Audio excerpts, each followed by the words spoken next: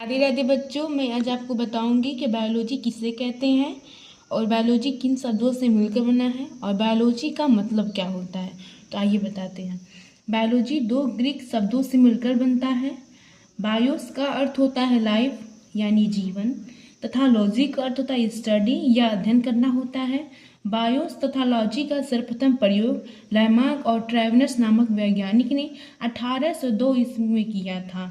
ठीक है। विज्ञान की वह शाखा जो जीवधारियों से संबंधित है वह जीव विज्ञान कहलाती है।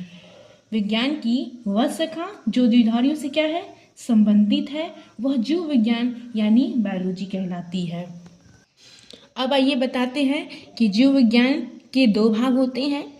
जीव विज्ञान के दो भाग होते हैं, पहला जंतु विज्ञान और दूसरा वनस्पति। जंतु विज्ञान यानी हम उसे कहते हैं इंग्लिश में जूलॉजी। ठीक है। जूलॉजी दो शब्दों से मिलकर बनता है।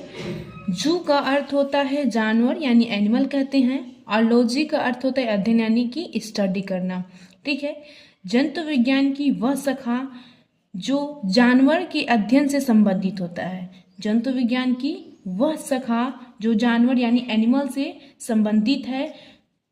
यह जानवरों की संरचना, भ्रूण विज्ञान, वर्गीकरण, आदतें और वितरण का अध्ययन करता है।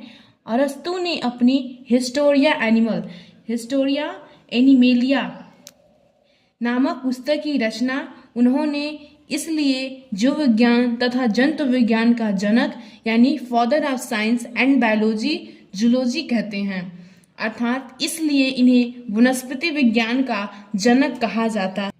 अब बात करते हैं वनस्पति विज्ञान यानी कि बॉटनी की। अगर बात करें तो वनस्पति विज्ञान जीव विज्ञान की वह शाखा है जो पौधे के अध्ययन से संबंधित है।